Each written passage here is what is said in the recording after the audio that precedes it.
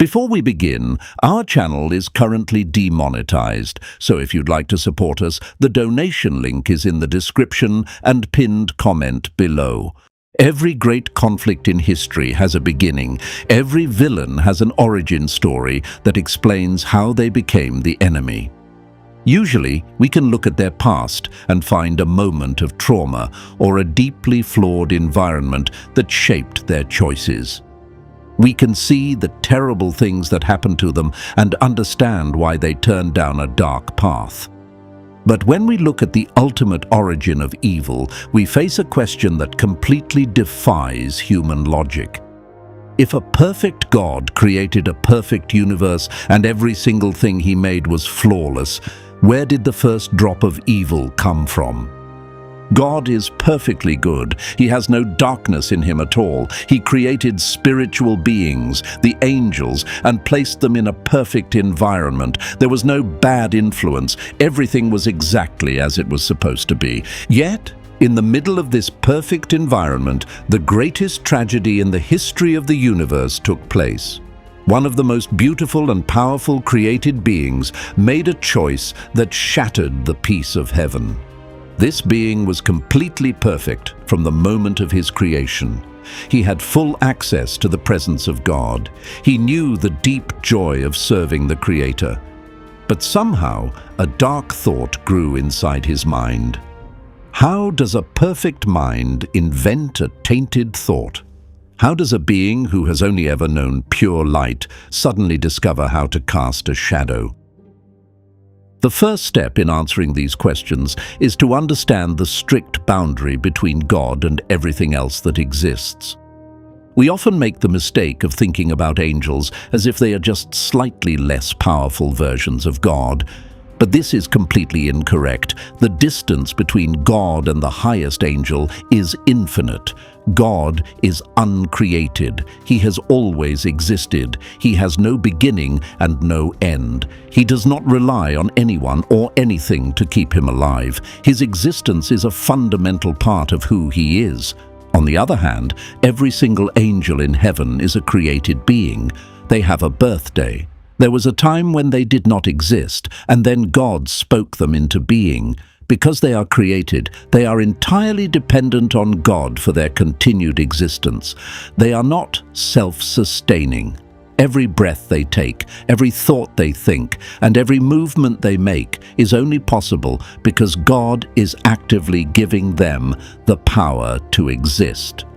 This boundary is crucial to understand because it reveals a vulnerability in all created things. Only God is absolutely unchangeable in his goodness. Because God is the source of all goodness, he cannot walk away from himself. He cannot change his nature. But a created being is different. A created being is given an identity and a purpose, but they are separate from God. They have their own consciousness. They have the ability to observe their surroundings and to observe themselves. Because they are not God, they have limitations. They do not know absolutely everything. They do not have infinite wisdom. They are incredibly smart and powerful, but their capacity has a boundary. This limitation is not a flaw. It is simply what it means to be a created thing instead of the Creator. But inside that limitation lies the smallest possibility of a shift in perspective.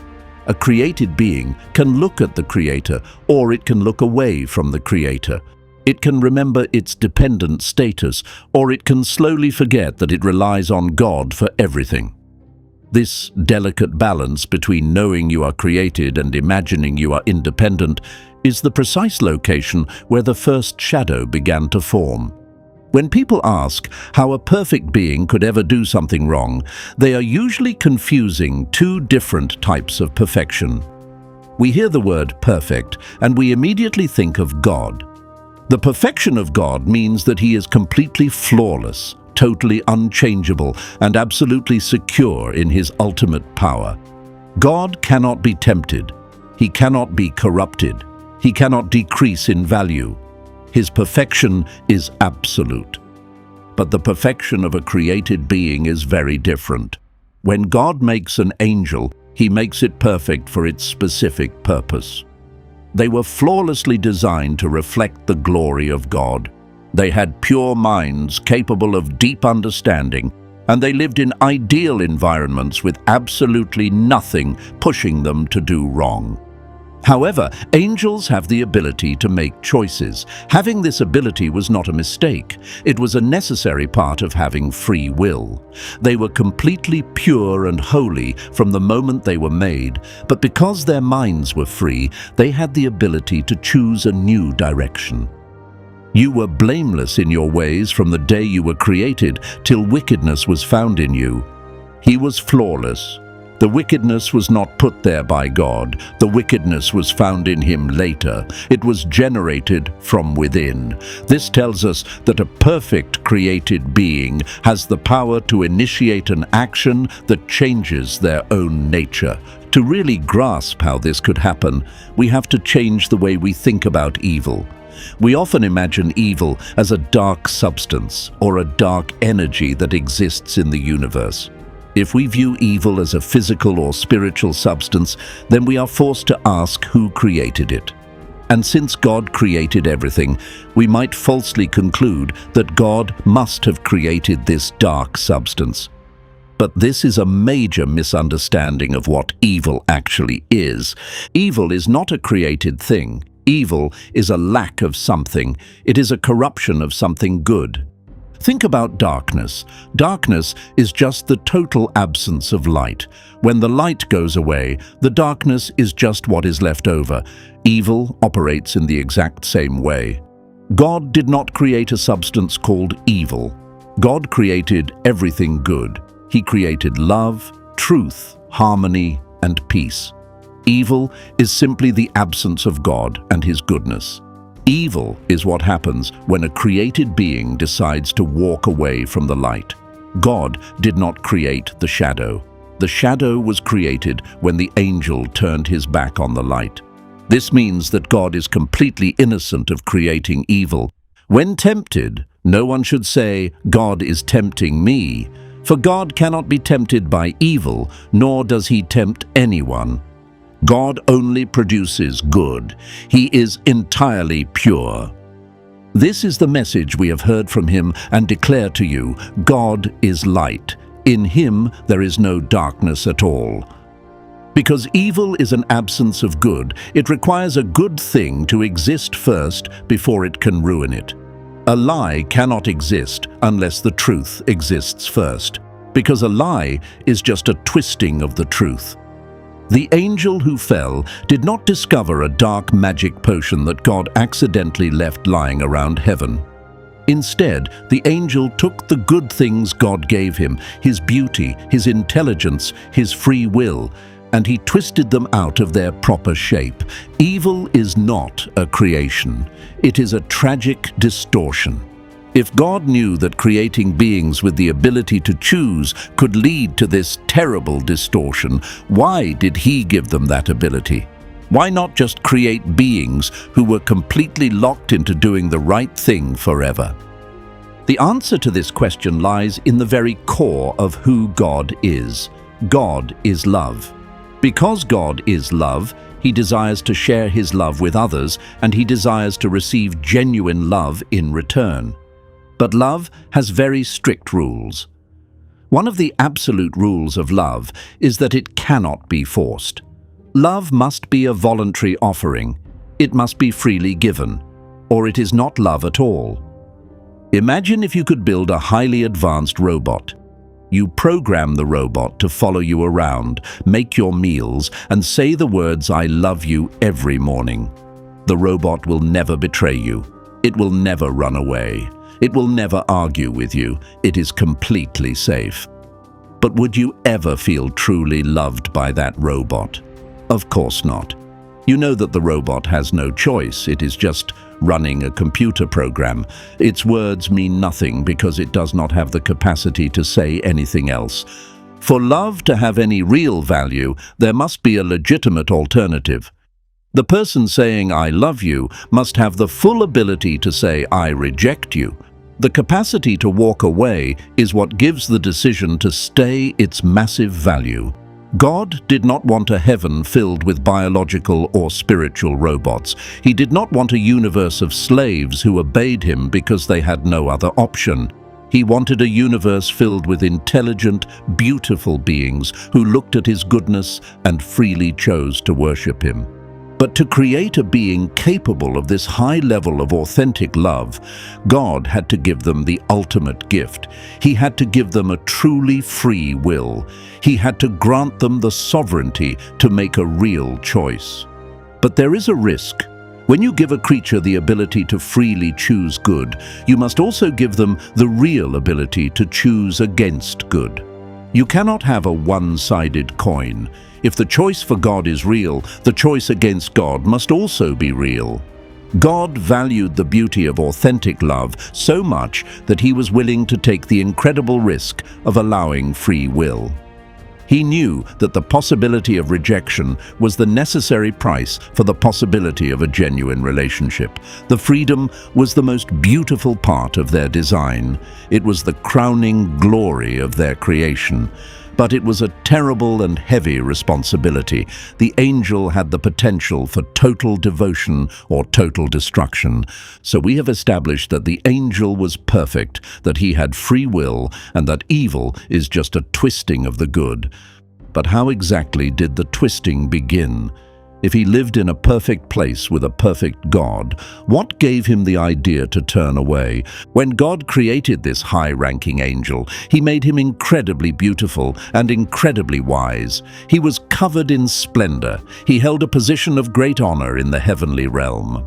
For an unknown period of time, this angel used all of his beauty and wisdom for their intended purpose. He used them to reflect glory back to God. He was like a magnificent stained glass window. The window is beautiful, but its true purpose is to let the sunlight shine through it in vibrant colors. The window does not generate the light. It just displays the light. But a moment came when the angel shifted his focus. Instead of looking out at the endless glory of God, he turned his gaze inward. He began to look at himself. He looked at his own brilliant light. He observed his own massive intellect. He felt his own significant power. And instead of feeling overwhelming gratitude toward the God who gave him all these things, he began to feel a deep sense of self-importance. This is the exact moment the twisting happened. He simply took a good thing, his own God-given beauty, and he made it the center of his universe. He looked in the mirror and fell in love with his own reflection. He forgot that he was just a window. He started to believe that he was the sun. This inward turn is the root of all pride. Pride is the original sin. Pride is the quiet, invisible decision that you no longer need the Creator. It is the belief that you are sufficient all by yourself. The angel became obsessed with his own splendor. He felt that his high position was something he deserved by his own merit, rather than a grace given to him by a loving God. This helps us understand how a perfect being falls. The fall did not require an outside temptation. It only required a perfect being to misuse their perfect focus. It was a failure of gratitude. When gratitude dies, entitlement takes its place. The angel became perfectly entitled. He began to think about what he was owed. He began to measure his own worth and decided that serving God was no longer enough. He wanted to be served. Let us break down exactly how this terrible decision happened, step by step. We often think of sin as an action, like stealing or lying, but sin always begins as a silent argument inside the mind. Long before the angel ever spoke a word of rebellion or recruited others to join him, a silent betrayal was happening in his thoughts.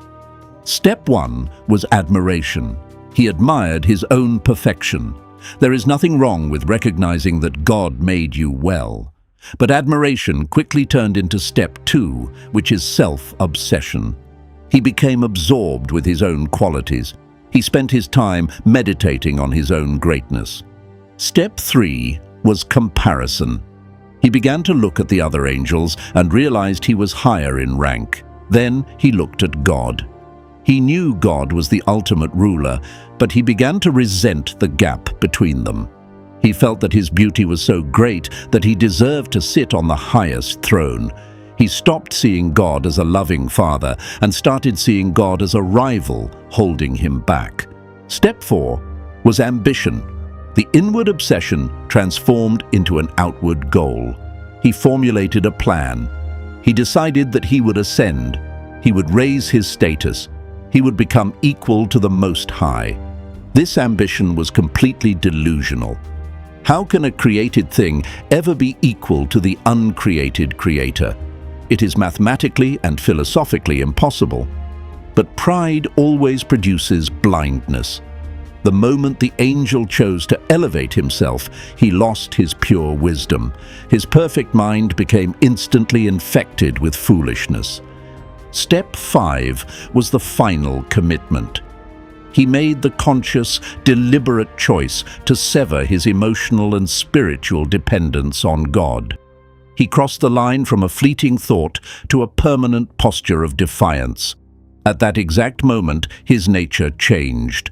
The beauty remained on the outside for a time, but the inside became twisted, dark, and utterly cold. The angel of light transformed himself into an adversary. He was no longer a worshipper. He was an enemy.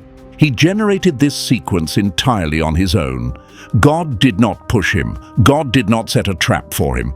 God simply gave him the dignity of self-determination, and the angel used that profound dignity to commit spiritual suicide.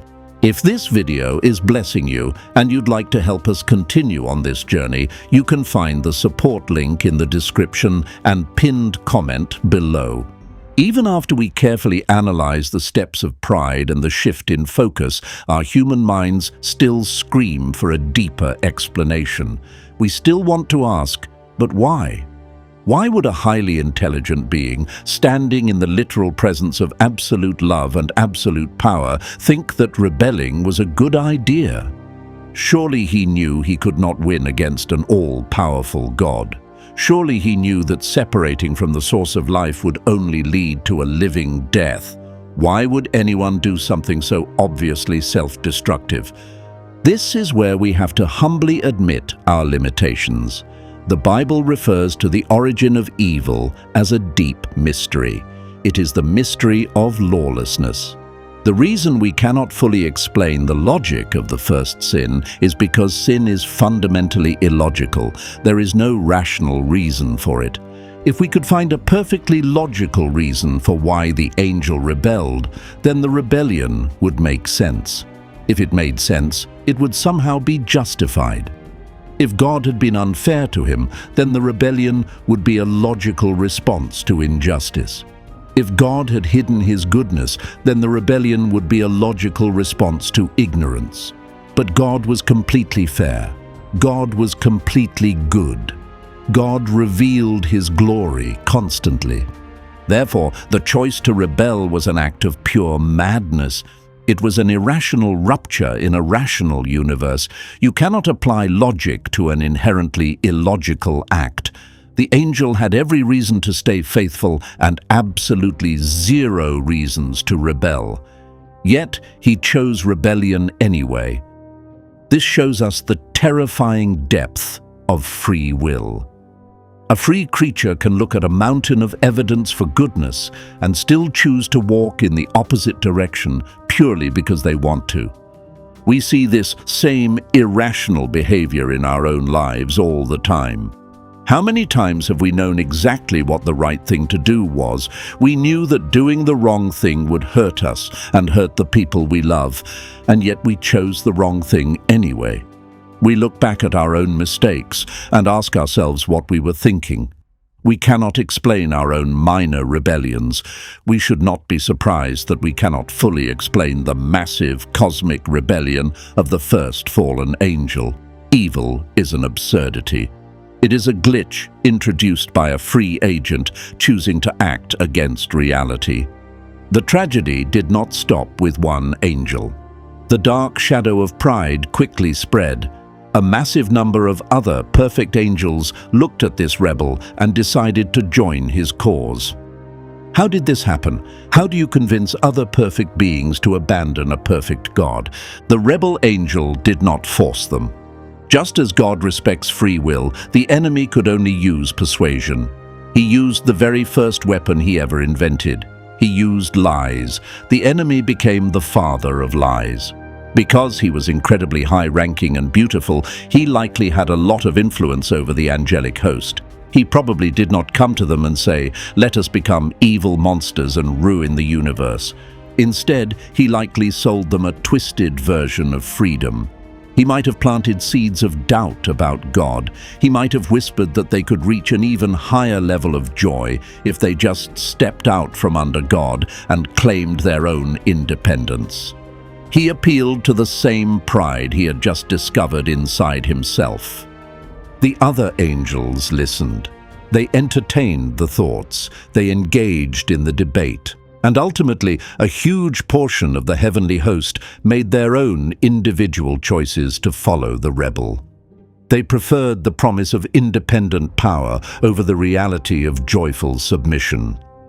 They chose the creature over the creator. Their rebellion was just as irrational as his.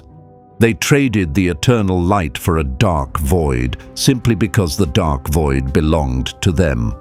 This collective fall created a vast army of spiritual beings who were now entirely hostile to God and everything God loved.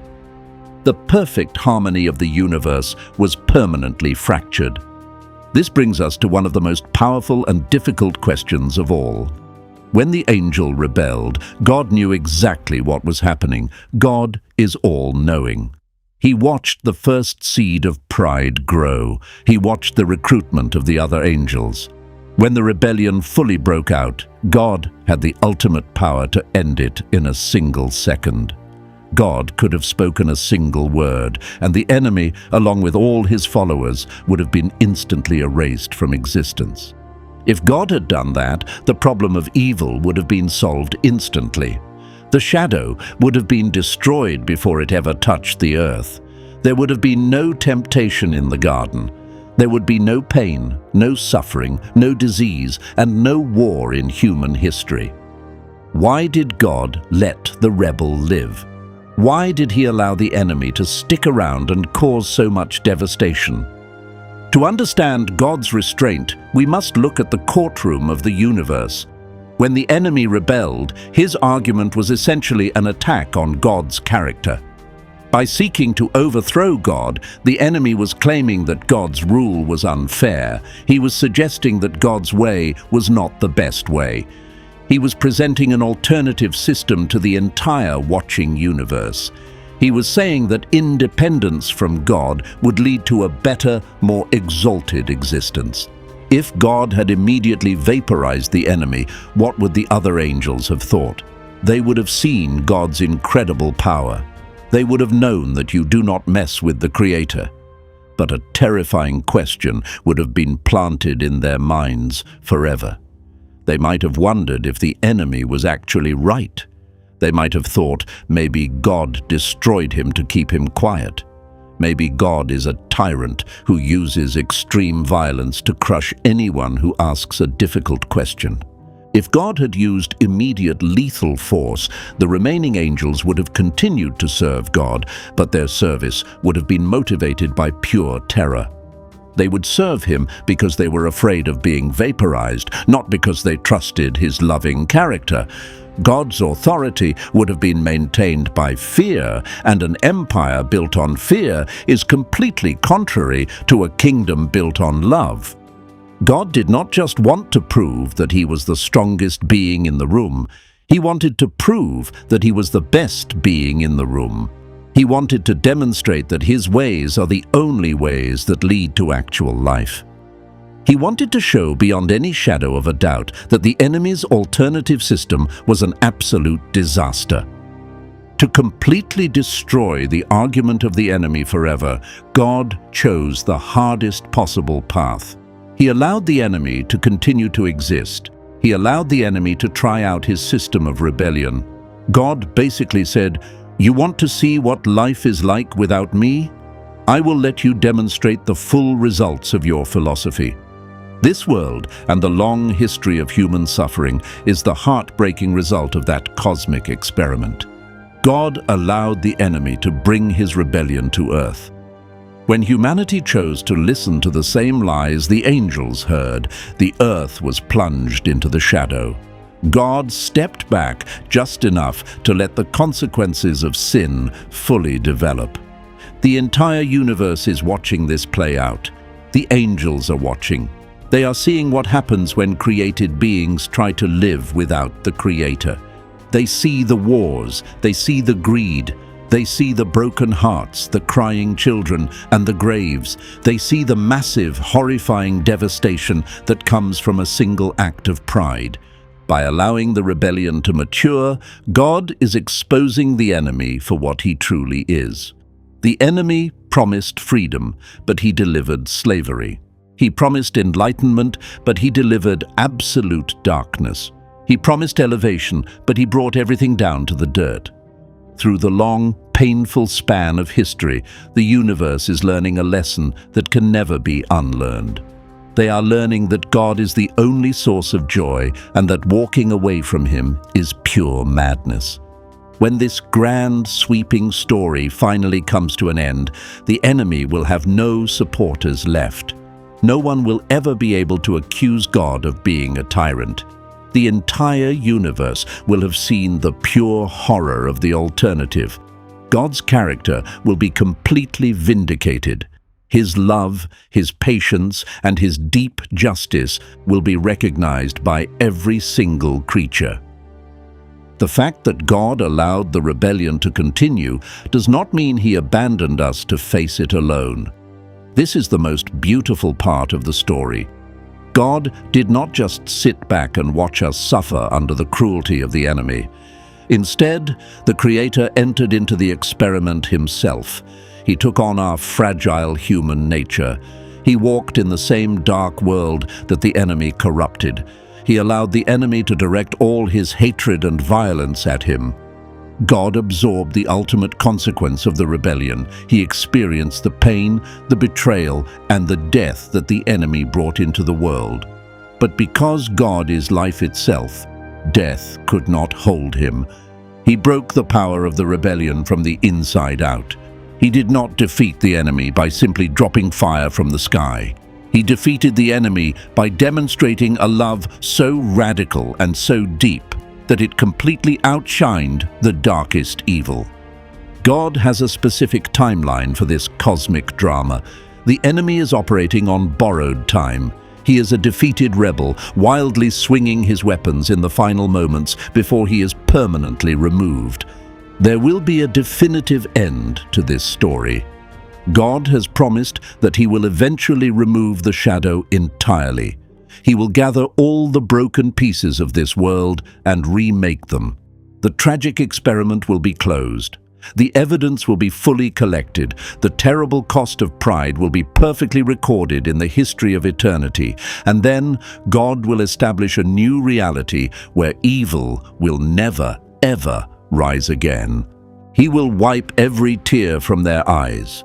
There will be no more death or mourning or crying or pain, for the old order of things has passed away. When that day comes, the universe will be eternally safe. Not because God removed free will will still exist.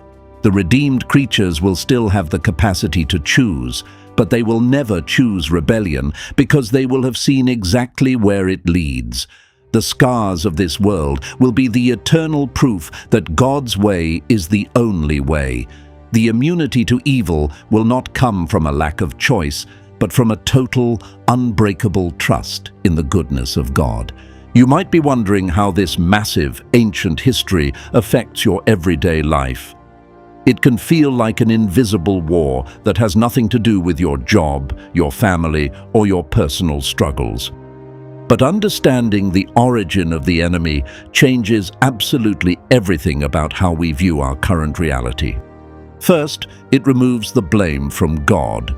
When we face terrible suffering, it is so easy to point our fingers at the sky and ask God why he did this to us. But when we understand that God created a perfect world and that a rebel brought the shadow into existence, we realize that God is not the author of our pain. God is the author of life. The enemy is the author of the pain. God is actually our greatest ally in the fight against the darkness. We do not have to be angry at God for the brokenness of the world. We can run to Him for comfort because He hates the brokenness even more than we do. Second, it shows us the terrifying danger of our own pride. The enemy did not fall because he committed murder or stole something. He fell because he looked in the mirror and decided he was self-sufficient. He fell because of pride. We have the exact same capacity inside of us. Every time we decide that we know better than God, every time we choose to run our lives by our own rules, we are echoing the very first sin. We are taking a step into the same shadow. Understanding this helps us stay deeply humble. It reminds us to be wildly grateful for everything we have, knowing that every good thing is a gift from the Father. Third, it helps us make sense of the chaos in the world. When we look at the news and see people doing incredibly cruel and irrational things, we do not have to be confused. We are living in a war zone. We are living in a world that is currently heavily influenced by a spiritual rebel who is trying to drag as much of creation down with him as possible. The cruelty is the point. The chaos is his specific goal. But knowing this means we do not have to despair. We know that this is not the permanent state of the universe. It is a temporary trial. Finally, this story gives us a massive, unbreakable hope. God is incredibly wise. He is so powerful that He can take the absolute worst things the enemy invents and actually use them to bring about an even greater good. The enemy thought he was destroying God's plan, but God is so brilliant that He uses the enemy's own rebellion to demonstrate the highest levels of grace and mercy. If there had never been a rebellion, we would have known God's goodness. But because there was a rebellion, we now know God's radical forgiveness. We know His incredible patience. We know His sacrificial love. And we know that in all things, God works for the good of those who love Him, who have been called according to His purpose. God takes the dark threads of the enemy's work and weaves them into a beautiful tapestry of redemption. The enemy is unknowingly serving as a tool to reveal just how amazing the Creator truly is.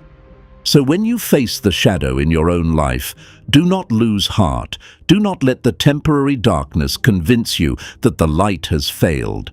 The light is untouchable. The Creator is still sitting firmly on His throne. The rebel has already lost the war. We are just waiting for the final curtain to drop on this cosmic drama. Until then, we get to make the choice that the enemy refused to make. We get to look at the beauty of the Creator, recognize our complete dependence on Him, and offer Him our free, authentic, and joyful love. We get to stand in the light and invite others to step out of the shadow. And one day, very soon, the light will be the only thing left. We are dedicated to sharing the light of God's truth with as many people as possible. If this message has been a help to you and you want to join us in this work, please consider supporting our channel. You can find a link to give in the description and in the pinned comment below. Your support is what allows us to keep making these videos and sharing the hope found in the Bible with everyone who needs it.